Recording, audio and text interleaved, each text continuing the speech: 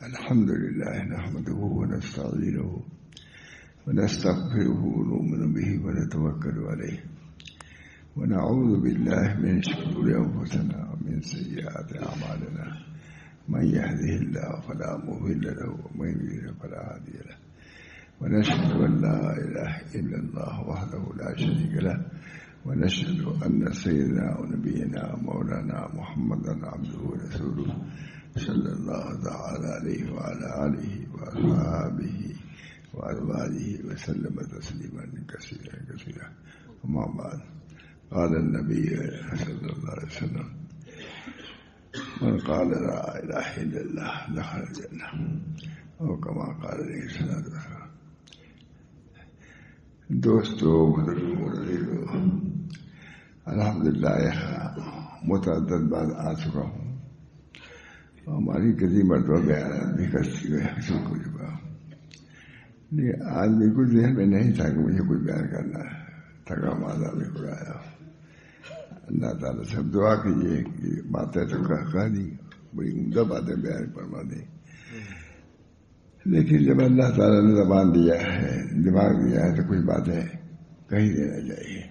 اللہ تعالیٰ ہم سب لوگوں کو دینی باتوں کو سننے اور پھر اس کا حق ادا کرنے کی توفیق رحمت فرمائے.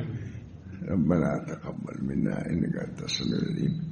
بزرگوں، نبی اکرم صلی اللہ علیہ وسلم یہ سبھی باتیں مواعظ کی قسم کی ہوتی ہیں. واضح فرماتے تھے، مختصر واضح، کہیں کہیں طویل بھی ہو. ہمارے حضرت بادشاہ صلی اللہ علیہ وسلم بہت فرماتے تھے کہ بھائی بہت طویل واضح کی ضرورت نہیں ہے. نبی اکرم صلی اللہ علیہ وسلم سے بہت طویل واضح کی کہ تو زیادہ روایتیں بھی نہیں ہیں. اس بنا پر جو باتیں مختصر سے مختصر کہی جائیں اس کو غور سے سننا چاہیے اور عمل کرنے کی کوشش کرنا چاہیے. اللہ مجھے بھی توفیق دے، آپ حضرات کو بھی. میرے ذہن میں آیا اسی حدیث پر بیان کروں جو نبی اکرم صلی اللہ علیہ وسلم فرمایا: الدین و النصیحہ. قال النبی صلی اللہ علیہ وسلم: الدین و النصیحہ. کتنی جامع تعریف ہے دین کی. دین نصیحت کا نام ہے، خیر خواہی کا نام ہے. معلوم ہوا کہ نماز روزہ سب سے دین ہے ہی، کون اس کا انکار کر سکتا ہے. لیکن اس انداز سے فرمانا، اس کا مطلب یہ ہے کہ مومن کے دل میں نصیحت کا پہلو غالب رہنا چاہیے. اپنے بھائیوں کے متعلق، اپنے گھر والوں کے متعلق، اپنے ساتھیوں کے متعلق نصیحت خیر خواہی کا داعیہ اور جذبہ رہنا چاہیے. آج عموماً ایسا ہے کیونکہ ہم بھی اسی دنیا میں ساتھ رہ رہے ہیں، لیکن ناصحانہ انداز نہیں ہے کہ اس کی خیر خواہی میں کچھ کہہ دے. بہت دفعہ ایسا ہوتا ہے کہ ایسی باتیں کہہ دیتا ہے جس سے آدمی اس سے بدتر ہو جاتا ہے. یہ مومن کی شان یہ ہے کہ نصیحت کا پہلو غالب رہے، گھر میں بھی اور باہر میں بھی. آج ان چیزوں میں کمی ہے، اس وجہ سے باہر اختلاف ہے، باہم دوری ہے. ہمارے حضرت بہت بادشاہ صلی اللہ رحمۃ اللہ علیہ فرماتے تھے ہے کہ ساتھ رہ رہے ہیں لیکن دل متحد نہیں ہے. اتفاق و اتحاد اس صورت میں ہوگا جبکہ دل میں اتحاد پیدا ہو. اس وجہ سے دیکھا جاتا ہے ایک وقت میں خوب دوستی رہتی ہے اور دوسرے میں تھوڑی بات کوئی ہوئی اس کو ناگواری ہوئی. ایک بات حضرت سنی ہوئی، کبھی بیان تو کیا نہیں لیکن بیان کرتا ہوں. کہا دیکھو یہ دنیا ایسی ہے کہ دو دوست تھے، دو آدمی تھے، دوست تھے. تو گنا آیا، گنا جانتے آپ لوگ بھی جانتے ہو. تو اس نے توڑا گنے کو، تو جو اچھا والا تھا اپنے لڑکے کو دیا اور جو کم درجے والا تھا وہ اسی وجہ سے اختلاف ہو گیا. اتنی بات ہے زندگی میں بولنا دے. یہ میں نے خود حضرت سے سنا. میں تعجب کرتے تھے کہ دیکھو اتنی جلدی دل بدل بھی جاتا. بدگمانی آئی، سب ختم. اس وجہ سے نبی اکرم صلی اللہ علیہ وسلم نے ارشاد فرمایا جو ایسی چیز جو بدگمانیاں پیدا کرتی ہیں اس کے قریب بھی مت جاؤ. مومن مکلف ہے اس بات کا کہ اپنے قال سے اپنے عمل سے ایسا رویہ اختیار کرے کہ بدگمانی نہ پیدا ہو. تو میں نے خود یہ حضرت سے بات سنی ہے کہ دو دوست تھے دونوں. گنا آیا, گنا تعلق جانتے ہیں, تو انہوں نے گنے کو توڑا. میں ہمارے قرضے نہیں پہلے بیان میں نہیں کیا, میں نے 20-30-40 سال پہلے گنا توڑا اور توڑ کے دونوں تھے باپ بیٹے دونوں, انہوں نے توڑ کر کے جو جڑ والا اچھا میٹھا زیادہ ہوتا ہے وہ اپنے بچے کو دیا, اور جو الگ والا تھا ہلکا اس کو ان کے بچے کو دیے گا, اپنے بچے کو. اسی دن سے اختلاف ہو گیا. اتنی ہی سے زندگی بھر کی دوستی ختم. یہ میں نے خود معاشرہ رسول اللہ صلی اللہ علیہ وسلم. اس وجہ سے ایسی باتیں نہ کرو جس سے بدگمانیاں پیدا ہو. بدگمانی بہت بری چیز ہے. 70 نبی اکرم صلی اللہ علیہ وسلم کی بات ہے کہ تشریف فرما ہے اور کوئی بات کر رہے تھے راستے میں, اور ان کے ازواج مطہرات میں سے تھی, اور ہوتا ہے نا کبھی تھوڑے سے بات. ایک صاحب گزرے تو بلایا ان کو, دیکھو یہ میری بیوی ہوں, سے میں بات کر رہا تھا ضروری بات. کہا تاکہ تم بدگمانی نہ پیدا ہو. نبی ہے وہ گمان میں ہم لوگ سمجھتے ہیں کہ ہم لوگ مجھے کوئی گمان کر سکتا ہے. یہ سچ کہتا ہوں, دل میں اتنا ادعا ہوتا ہے. اور حضور اقدس صلی اللہ علیہ وسلم نے سکھایا کہ اپنے ہر عمل سے اپنے سے بدگمانی سے بچاؤ. بدگمانی آئی اور پھر بدگمانی بڑھتی جائے گی یہاں تک کہ انقطاع ہو جائے گا. بنا پر نبی اکرم صلی اللہ علیہ وسلم کی تعلیمات بہت ہی بعثت لأتمم مکارم الاخلاق. میں مبعوث ہی کیا گیا ہوں کہ مکارم اخلاق کی تکمیل کروں. مکارم اخلاق کی معمولی بات ہے, یہ نہیں کہا کہ سکھلاؤں یا یہ کروں, تکمیل یعنی خود میں عمل کروں. اس طرح سناتا بالکل تصاویر گھر میں بھی کئی بیویاں تھیں, ان سے بھی سب سے احتیاط کے ساتھ. وہاں تھانوی کا بھی تھا, ان کی بھی 2 بیوی تھی, تو ترازو رکھا ہوا تھا, مستقل ترازو. جب کوئی ہدیہ آتا تھا تو دونوں کو اس کو توڑتے تھے برابر برابر. ایک کو چھوٹی پیرانی کے دوسرے کی دوسری پیرانی چاہتے. ہمیں زندگی گزر گئی. کیا وہ بیوی تھی, ان کی بیوی تھی, بدگمانی کرتی, لیکن نہیں, اپنے کو بدگمانی سے بچاؤ. خود ایسی صورت نہ کرو جس سے لوگ بدگمان ہو, ایسے جگہ کھڑے نہ ہو جس سے لوگ بدگمان ہو, ایسے لوگوں سے نہ ملو جس سے لوگ بدگمان ہو. اس بنا پر پوری معاشرت جو ہے حسن ظن پر جب تک نہ آئے گی اس وقت آپس کے اختلاف بھی ختم نہیں ہوگا. حسن ظن ہمارے حضرت کے خود بات بہت بہت دور اندیش بہت زبردست آدمی تھے. فرماتے ہیں کہ گھر میں تھے بیٹھے ہوئے کہیں تھے, تو کوئی چیز آئی باہر سے, کھانے پینے کوئی چیز آئی. تو 2 بھائی تھے 3 بھائی جو بھی ہے. تو جو پہلی بیوی کو میرا بیوی جو تھی انہوں نے کمرے میں رکھ دیا. حضرت دیکھ رہے تھے. تو حضرت نے کہا, ہم لوگ سے کہتے تھے کہ میں نے اسی دن سمجھ لیا تھا کہ اب گھر میں اختلاف آ جائے گا. ان چیزوں سے بچنا بھی ضروری ہے. آج ہم لوگوں کا معاملہ, کوئی ہم لوگ آسمان پر نہیں رہتے, گھر ہی میں رہتے ہیں, لوگوں میں رہتے ہیں. کتنی بدگمانیاں ہیں, کتنی بے عنوانیاں ہیں. اس کی وجہ سے اللہ تعالیٰ ہم سب لوگوں کو محفوظ رکھے. نبی اکرم صلی اللہ علیہ وسلم نے ارشاد فرمایا, بعثت لأتمم مکارم الاخلاق. ہے کہ نہیں, حدیث ہے.